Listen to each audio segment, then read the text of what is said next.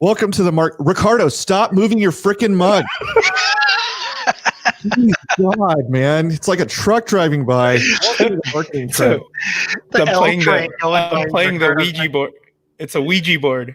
Just do it once so that everybody knows why I freaked out. Do it once. You can't hear it, really? That's good radio right there. I'm getting into ASMR. Oh man, welcome to the Marketing Trench. Today we're going to talk about whether you act as a guide or a hurdle to your clients. And specifically, this comes up because Scott took a really interesting 3-day class with a bunch of people from Silicon Valley, and it was about what's called UX. That's the short name for it. User experience is the longer name. And if you don't know anything about user experience, maybe just do a quick Google search at some point or watch some YouTube videos about it. We're going to dive into it a little bit here today. But one thing you should know about user experience is that it is something that big tech companies like Facebook, Apple, Google, Twitter, Netflix, all of them, they spend a whole lot of money paying people whose only job is to think about how people are going to move through their products. And that's from the moment that they see the product somewhere out in the universe to the moment that they end up leaving the product after having gone through it and engaged in a whole bunch of stuff. This, like, when you look at a screen and things are where they are, that doesn't happen by accident. And when you click on something and the screen responds, that is by design. Right. And so that's kind of what we're going to be talking about here. And I think it's one of the things that's really underappreciated in our industry. Like if I were to go look at your website, right, for example, you being the listener, but honestly, any one of us here, if I were to look at your website and I were to start asking you questions like, why do you have that there? Why is it the size that it is? I see a lot of cookie cutter. Exactly. Yep. And cookie cutters have their advantage, right? Like ostensibly somebody thought about this stuff ahead of time. But maybe not. Like maybe it's just kind of there because you're like, well, people need to be able to do this, so I kind of put it there. And it's like, okay, well, why did you put your call to action maybe ahead of your value proposition, for example, right? Like why is call me at the very top of the website? So anyway, there's a lot of fun stuff here. I kind of nerd out on it. Scott got to nerd out on it in great detail. In 3 days? For 3 days. I'm super jealous. I know that Ricardo's super jealous because Ricardo's that's why he's moving his mug around. Scott, one of the questions I asked you that I would love to lead off with here is, what did this seminar unlock for you, and what do you think this knowledge would unlock for people who are doing sales and marketing in real estate? Sure. So let me make a correction. It wasn't a seminar. I was actually invited to participate in a UX workshop for a vendor that we work with. It's called FinLocker. It's kind of a financial digital wallet for people in real estate. It's a really, really cool tool. And so they had invited me to this thing, and they said, listen, we're doing this user experience workshop, and we'd like you to join. And let me lead off first of all by saying, I think I barely was able to wrap my head around some of this stuff. I'm by no means an expert. I'm not going to use the right words. And anybody that really understands UX, their hair's probably going to catch on fire as we're talking about this. But I am staying at a Holiday Inn Express right now, so I think I have the authority to be able to talk about this. You're feeling very educated. I'm very, very educated on this right now. So I was invited to this, and they're friends of mine, and I said, yeah, that sounds like a great experience. And little did I know, it was almost 16 hours over 3 days. It was 5 hours a day, 5.5 hours a day. I guess we did get a break, so maybe it was only 15 hours of actual work. But the people that were on the call, like, they were 20 plus years in UX. And these are the people that understand this and know this stuff. So it was great for me because I felt like the dumbest person on the call for most of the time. And I was like, could you explain that again? And how do we do this? But what I took away from it is really, so much, especially as entrepreneurs,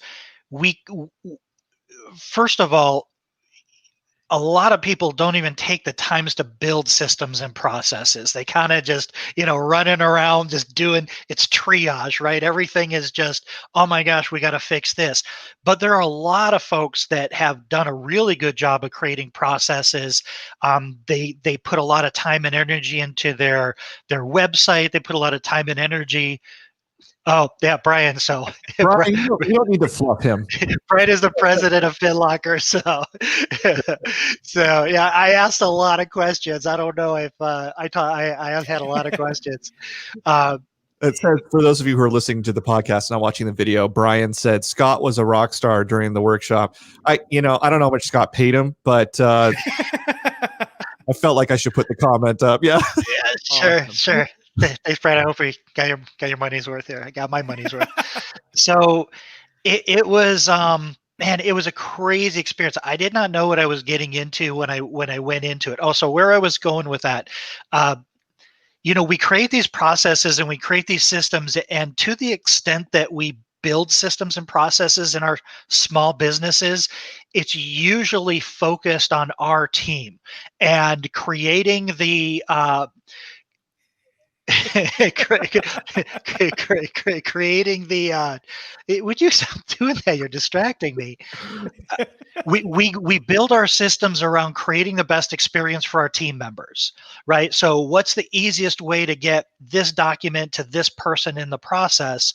And it's so unbelievably valuable right now, because we as consumers right now, we do so much of our consuming online. And like you had mentioned earlier, companies that we interface with online spend a lot of money and a lot of time hiring psychologists and doing all of this crazy stuff to understand how the consumer is feeling and how to interact with the consumer, and how they're going to react to every single step in the process. And we got that granular to where we went so far as to creating personas. So who is this mythological customer? So because a millennial is going to have a different expectation and experience than a Gen Xer. So we went so far as to setting these people up, giving them names, figuring out what their job description was, how tech savvy are they, and how would they react through this process, through every step of the process. And it was unbelievably fascinating. And I kind of, a big part of it that I really liked is there was a part of this that was called an empathy map. And the empathy map part of it is kind of analyzing every single touch in the process and then trying to identify how the customer is feeling at that point. So for instance, if you called the customer and you need something from them, you're asking them for something, what is their likely emotional state when you're asking them? Well, I would argue that it's probably not happy, because if you're asking for something, that means it's not done yet, right? There's sort of an anxiety that comes with, oh my gosh, so what if I don't have exactly what you're looking for? Does that mean that the process stops? Does that mean I'm not going to get my home? It was that granular. Okay, well, there's a lot. You just took us through a lot really quickly. So let's go first to the template on the client persona. Here's an example of what one of those might look like. So first of all, why bother to take the time to give the person a name, give the person an age, job, fill out their bio? Like, what is the value actually to you when you're making a decision about where to put things on a website, for example? What's the value of something like this?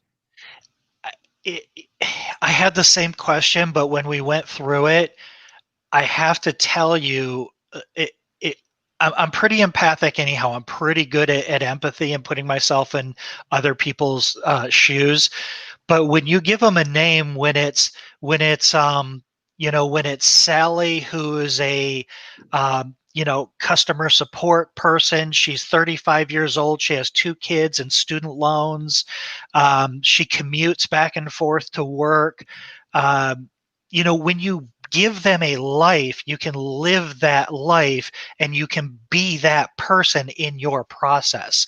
So is she a single mom? Maybe she's a single mom. Maybe she doesn't have a lot of time, but maybe she commutes back and forth to work on the train. So maybe she has time to have a conversation or upload documents while she's going back and forth from work.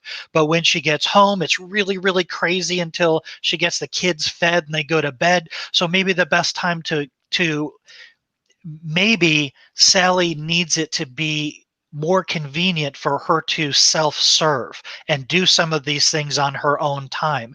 So it's that type of thing. And it's really, it sounds it sounds weird. I mean, it sounds a little foo-foo sometimes, but I can just tell you, if you sit down with your team, and that seems to be the most important part of all of this, is sitting down with all of your team and getting their perspective.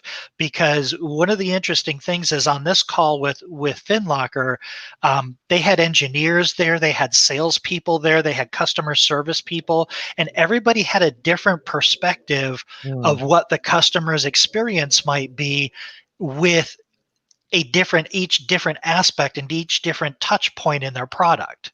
And I don't think we think that way as small business owners, unless we had specific schooling, or were big enough and aware enough that we're hiring these types of people to help us with these things. But there's a lot of really valuable, there's a lot of value to doing research on this and seeing how much of it you can implement in your business. I think that the very act of going through this to any extent, even if it's just, okay, let's think of 5 different buyers that we have: single, married, old, young, male, female, what are their professions, and let's act, let's play, let's pretend like we're this person going through the process. What are they thinking? What are they feeling? How do they communicate? What types of things are they expecting? A Gen Xer or older, my age or older, 50s or older, are going to have a completely different relationship with technology than a 35-year-old is going to have. Yeah, So well, it's not just the relationship to technology. So there are very fundamental questions. There are all sorts of layers in which this is valuable. So there are some fundamental questions that you can answer way more easily if you have something like a buyer persona established, right, Scott? Because you're talking about putting yourself in the shoes of somebody who's in your website. You're looking at the website through their eyes. So let's take a look at this persona, for example. This person is more of an introvert, okay? So if your call to action is call me, then probably an introvert is going to be less likely to make that call than somebody who's way more extroverted. Like Ricardo will pick up the phone and talk to people all the time because he's Ricardo and he's super extroverted, right? He likes to get in front of people. But an introvert might respond much more positively to a message, a chat. So is it just as easy and just as obvious that you can be contacted by chat or by message as you can with a phone number? Yeah. So that this influences maybe your CTA. Or over here, brands and influences are, maybe 3 of the brands here would be something like Restoration Hardware, Pottery Barn, right? And BMW are 3 brands that influence their life. Okay. Well, if that is actually your client, then your brand, the look and feel of your website should look and feel more like Restoration Hardware, BMW, than it should feel like Walmart, right? Mm-hmm. And that's important. And when I say Walmart, you know how Walmart feels when you walk into it, and you know how Restoration Hardware feels when you walk into it. And when you're thinking about, say, your sales campaigns or your marketing campaigns and how your email blasts, everything. What's that? Your email blasts and everything. All of it, right? Is it going to feel cluttered with discounts and sales and promotions? You're not going to find that at BMW or Restoration Hardware. You will find it at Walmart, and that would be attractive to a Walmart buyer, right? So those are just 2 examples. And Scott, I mean, like what you're talking about, just being able to kind of feel your way through your own brand experience from this person's perspective on the world and how they move about the world and what they prioritize. Yeah, I mean, that answers a lot of really critical questions right out the gate. Yeah. Hilda had a good comment there. I don't know if you can post that. Oh, sorry, I totally missed that. I'll post the first one here. And then the compliment. So Hilda said, Hilda must know Brian. yeah, he gets his stuff on a very high level. And then she said, dependent, independent, and independent models are needed in business today. Oh, interdependent. Sorry, dependent, interdependent, and independent models are needed in business today. Scott? What do you think that means? Let's clarify that comment for a second. Let me see. Dependent, interdependent, independent. Oh, so. Or Hilda, if you want to. I mean, I think it's a demographic. I think what she's describing is a demographic. Is sort of a demographic model of what type of person is your customer. Potentially, maybe she can elaborate, but what I think we're saying here is you are the experience that the customer has is one of the biggest influences on what type of clients you attract and what type of clients you may be repelling, and that's kind of the, you're guiding the people that have a good experience or are tolerant of your process, but you're a hurdle for anybody that you haven't thought of. How do I best serve this person or this demographic? And you had a really good, you had a really good example there with the introvert or extrovert. Is this a tech savvy person or is it a not super tech savvy person? I mean, just getting on Facebook is a little bit different from, from maybe somebody who's in technology, or customer support person is going to be different from somebody who's a blue collar or a construction worker or something like that. Yeah, so Hilda clarified and said, yeah, especially when it comes to using technology and communication. So maybe we were on track with the type of demographic of the consumer that you need to be able to serve all types, and and when you're not there, are you serving them? So the website is a big part of it, but the other part of it is if you're a real estate agent, how do you integrate these types of things into your listing appointment or your buyer's orientation, or your buyer's orientation, or whatever? When you're talking to buyers and you're telling them what the process, how do you get paperwork to them or documentation? How do you request things from them? How do you expect them to get it back to you? Mm-hmm. All of these kinds of things. Yeah. And that actually takes us to the other, sort of persona that you had mentioned. So once you have this person kind of mapped out on a goals, trait, frustration, bio level, then you can start answering sort of second order questions, right? Like when they come to your website, what tasks are they trying to accomplish? What else is influencing them? What are their overall goals and what are their pain points? And a big one is, how are they feeling? So for example, on the feelings point, you've hit this several times, is technology intimidating to them?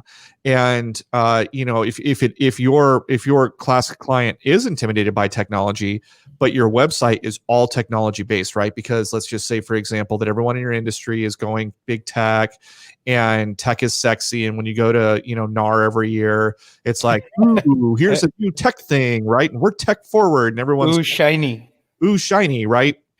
And you embrace it because that's the direction everyone else is running, but you don't take into account this well, here. And here's an important piece of this, and this was kind of a revelation that I had. What are their feelings that cause them to go to your website or search for your website? How are they feeling prior to that search? Were they anxious? Were they excited? Are they just interested and they're kind of neutral? How do they feel during the process of looking for your website? How did they arrive? What was their mood or their anticipation when they arrived at your website, and are they seeing what their expectations are? So who comes to our website and where do they come from? Are they coming from paid traffic or paid ads?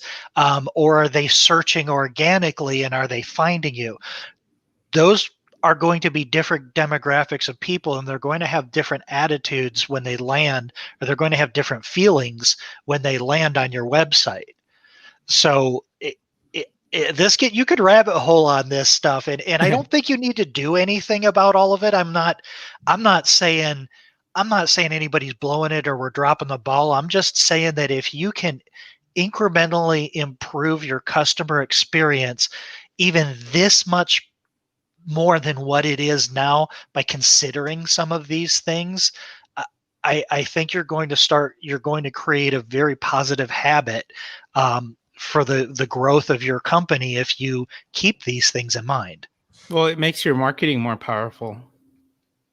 Yeah, so this is a really watered down version of one of the exercises that we did in this process, and the top part is kind of, I guess, what you would call the customer journey, and that's really the stages of the entire process of the sales process and what steps are involved. And when we were doing this, it was really touches. So what touches, what is the customer expected to do here? And then what might be their emotional state when they encounter that touch? How do they feel about it? And as we kind of went through that, and we said, well, how do they feel? Then we went down to opportunities and we said, okay, well, where are the opportunities for us to potentially improve their emotional state on this step?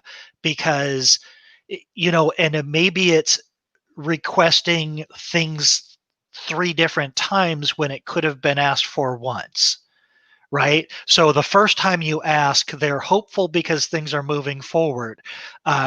And even though you don't need it for 2 weeks, maybe the next time you ask them, maybe they're starting to get a little apprehensive and they're like, is there something wrong? Why are you asking for something else? Yeah. And then maybe the third time they're like, man, you've asked 3 things from me and you still haven't given me my keys or my loan approval. And they're starting to stress out, and now they're in an anxious state. So that's what that exercise was. And that, again, that was a really cool exercise. The whole experience blew my mind. It was it was a different world that I'd never been exposed to with that much structure. But what I did recognize is that I do think about a lot of these things naturally because it's kind of how I am. But yeah, so I want to again, you can search this stuff online and get more information. I want to riff on this emotional point, Scott, because it's so powerful, and I love the way you've been talking about it. So there's a real world case study here, Domino's Pizza, that I want to share for a second. So Domino's Pizza, as you guys might know, when you order, there's like a little pizza tracker. It tells you, what's going on, where your pizza is, whether they're making it, just put it in the oven, whether it came out, whether the delivery guy has it, etc. So here's an interesting thing. Domino's didn't create that simply because they had the technology, right? Domino's at that point, I think, was owned by Bain Consulting. Was that it? It was owned by one of the big consulting firms. I can't remember which one it was. So they had all this technology so that they could, basically measure all of these data points and be able to optimize the business as consultants do.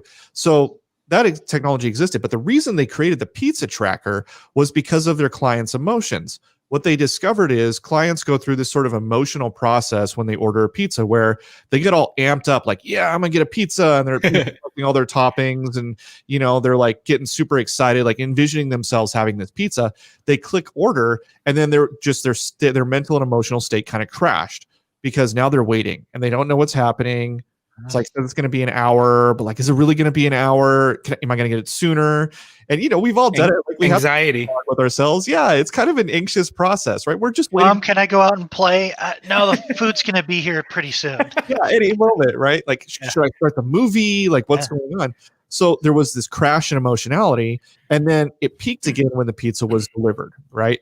And so the problem they were trying to solve was that emotional crash that happens due to the uncertainty of not knowing where your pizza is or what's happening to it, right? Especially if it's taking a really long time to get there and you're beginning to think, is my pizza getting cold? Has it just been sitting there for 30 minutes and, no one's touching it? So that's why the pizza tracker existed.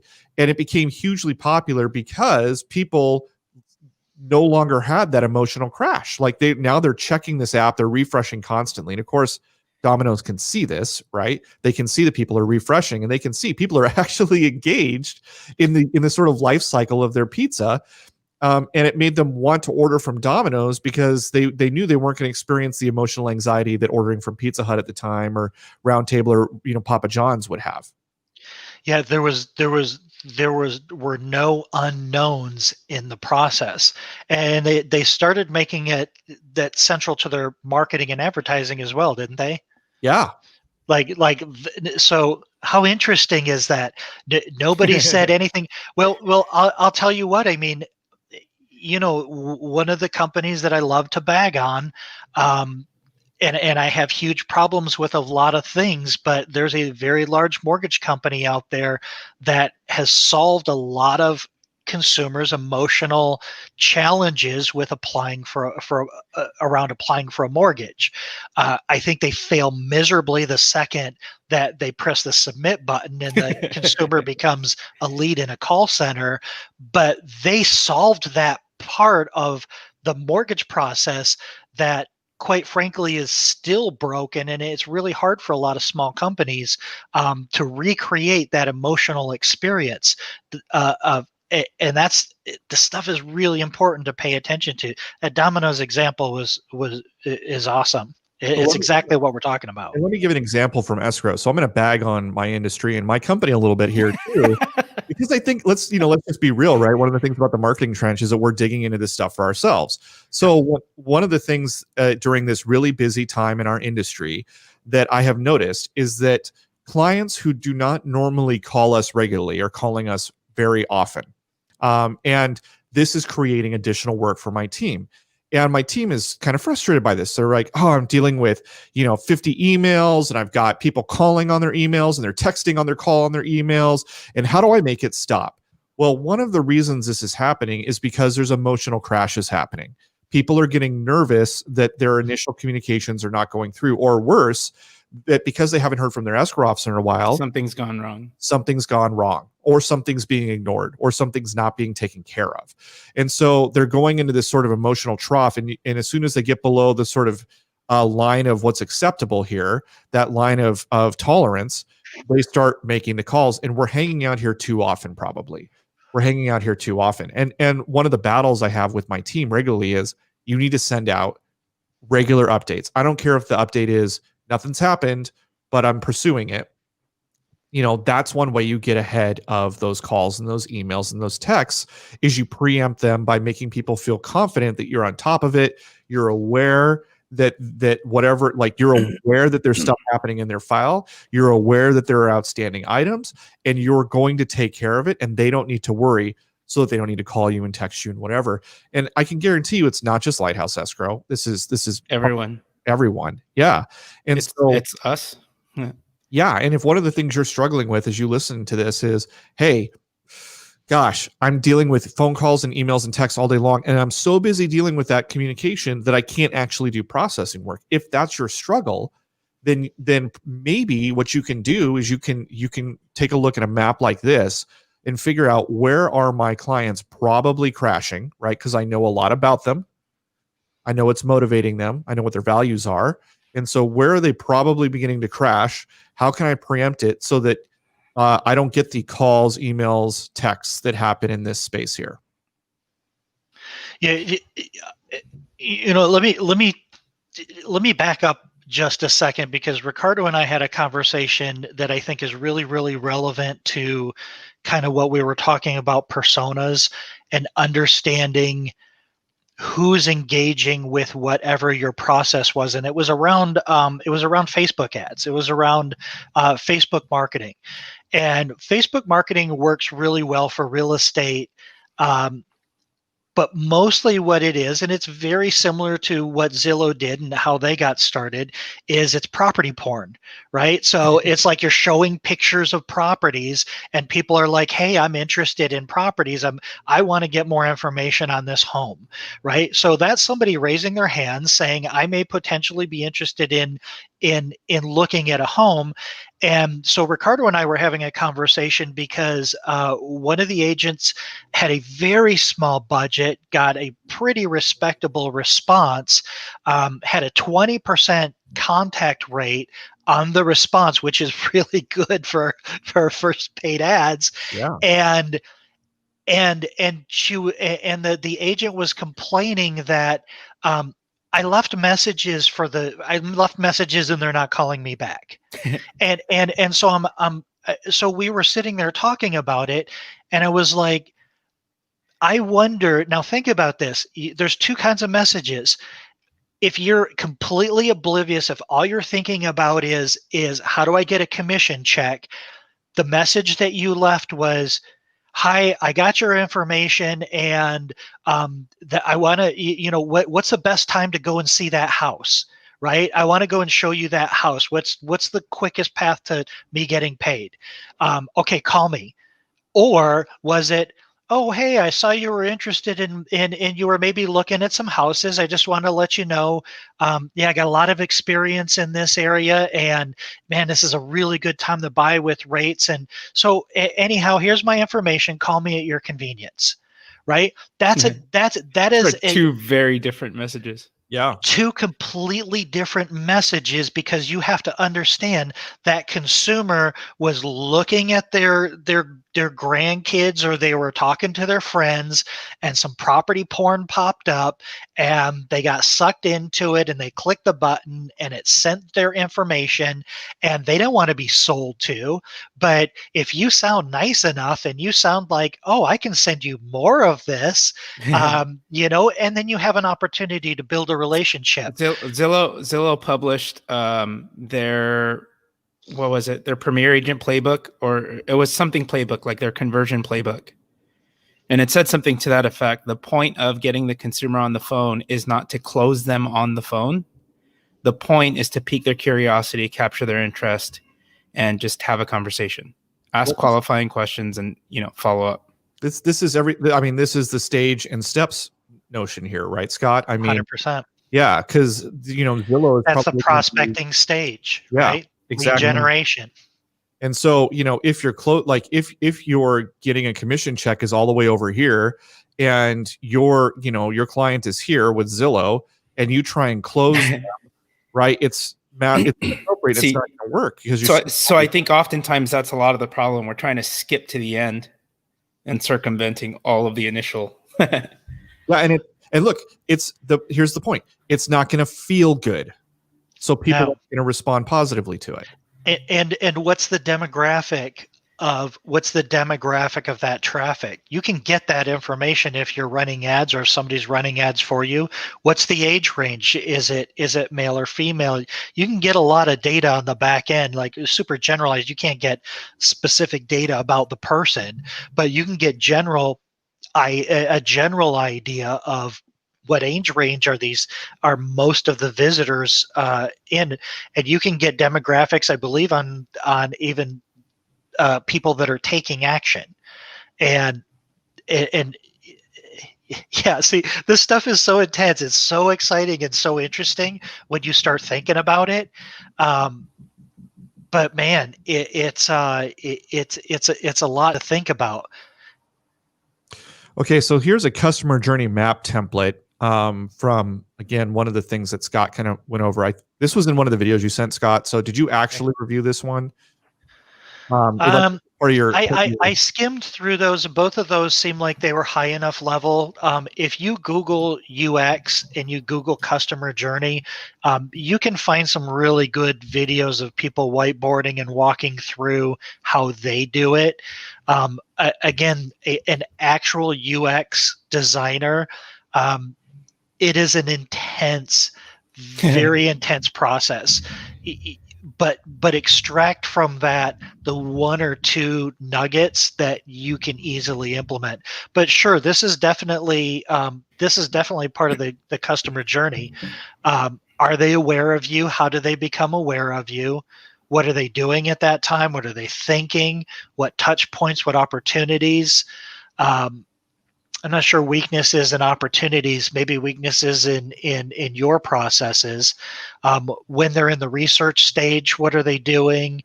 How do they choose you? How do you deliver your service? And then how do you follow up with them after your service is done? Customer journey is very, very complicated. I don't have my notebook in front of me. I'm trying to think. No, so that was another thing that was interesting is the customer journey is something that is overlaid over your services blueprint. So what are your services? And then you overlay the customer journey over that. And then what is the user's experience as they're going through the journey that you've laid out for them? And if you guys would be open to it, I can give a quick example from Lighthouse and just please. map that on. So for example, we sell escrow services, and our clients, we have two client profiles. One are real estate agents, the other are, we'll call them consumers, but that means a home buyer or home seller. Okay, so I'm going to do the home buyer or home seller persona, and let's talk about the journey map for a second, because it will reveal for you the problems we're trying to solve as a company, and frankly, the problems our industry is trying to solve. So for example, home buyers and home sellers, on the awareness front, they have no awareness about us. Like the moment that they become aware about us is probably when they're about to open escrow and their real estate agent says something along the lines of, "Hey, we're going to open escrow." And you're like, "Great. What is that?" Yay. And that's what they're doing. They're signing their RPA, and they're not aware at all about us and like what we do. They're just signing the residential purchase agreement, right? What are they thinking? I'm gonna get a house. What are their touch points during this? They have no touch point with escrow at all. What's a weakness of that? We have no relationship with the client at all, and we're totally a dispensable cog, or actually more likely a swappable cog. So if like the client just doesn't care about us, and if another agent wants to fight for another escrow company, probably will lose the business. What opportunities are here? I mean, my God, there are a million opportunities here, right? Like we could make one opportunity. We could make the consumer care about us, and then that gives us opportunities to earn more business. You could provide the real estate agent with a comprehensive package that they can hand in their listing agreement that says, this is the escrow company that we trust to handle your transaction in the best possible way. So now you have an opportunity to empower the agent and build additional trust with the consumer so that they're already on board when you get started. So that's another opportunity, right? So that's all just the awareness phase. There is virtually nothing in the research phase right now. And that's important, because what that tells me is, as like from a sort of funnel perspective, to where like from no business, no one knows about Lighthouse, to we close an escrow, right? There's a whole step here that's missing. And if we spend time thinking about that step, right? Like what does this mean for this step? Basically, if we can get people to the point, let me go high level and just say it simply. If we can get consumers to the point that they're actually researching escrow companies, then we can build our company to be easily researchable, right? And then that gives us a leg up over every other escrow company that hasn't given any consideration to how they are researchable by consumers. Okay. And then the selection process, again, right now, these things, like this step doesn't exist. And these two are condensed into one, because our business is coming from real estate agents. And so, consumers don't really, what are they doing when they select us? They're signing a document that has nothing to do with us ostensibly. It has to do with them buying a house, and they're not thinking about us at all. Like that's a precarious position to be in, considering they're our client. Right. Well, and here's a fascinating part of this is that the state of California passed a law that says that the consumer has 100% control over who they choose for their closing services. And yet no consumers know that, and rarely are they ever given the opportunity to research and choose their own closing services.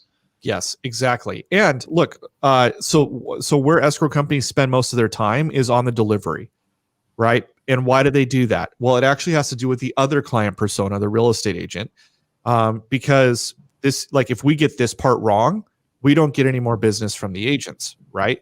But also, if we get this part wrong from the consumer perspective, we don't get any referrals or business from them when they talk to their families or friends or whatever. And again, most people don't even know about the escrow company. They know very little. And so, and then of course, follow-up doesn't exist, right? Like, escrow companies don't follow up consumers. Why would you? Well, that consumer might refi, especially in this market, right? That consumer might know somebody who's going to sell a house. Maybe they're about to sell a house. Maybe they were the buyer and they've got a house they're going to sell. Like, who knows? But thinking about the customer journey from the consumer from the consumer angle, and the customer is the consumer is our client. And Scott, you rightly pointed out, not only do they have the option to per regulations, but also per regulations, they're technically our client. And so what that means is, I don't want to give away too much of the farm here. But what that does mean, though, is that our ability to market to them is much greater than our ability to market to real estate agents, because real estate agents aren't our clients. And anytime we do marketing to them, we're always teetering on the kickback problem, right? Like, we have regulatory disincentives to market to real estate agents, but we have regulatory incentives to market to consumers. And yet, when we think about the customer journey map, we're looking at one persona to the cost of the other, and there are so many empty boxes here that we could fill in. Like, the potential here is huge. So what I want to point out is we didn't do any homework for this, and you were inspired just by looking at this little graph to do a thought experiment and kind of walk your business through it and look at this. And I think that's the main takeaway that I want people to get from this episode is we showed you a couple of tools. We introduced you to some concepts. It's easily searchable. Take these things and sit down and actually put pen to paper, put people in a room or put people on a Zoom call and have these conversations. If you are not doing this with everybody right now, if you're mapping 2021, you should have your entire team on a Zoom call. You should be do some research, put those forms out there, do some role playing, create some personas, walk them through your process, and get the perspective of every single employee, even if it's Mabel, the janitor that comes through once a day. Get her perspective on this. Get as many people's perspective as you possibly can, and especially bring in some customers. Bring in some of your clients, even clients that didn't have a great experience and they had a rough time. That's an opportunity for you to make improvements and put this stuff on paper. Fill out these charts, think about it, focus on it, and really, really look for those opportunities and be honest with yourself.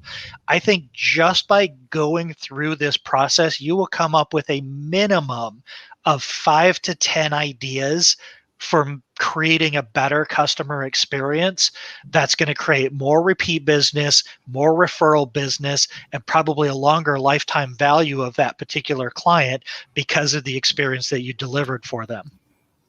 Yeah, can't say it any better. And I think that's a great way to wrap it up.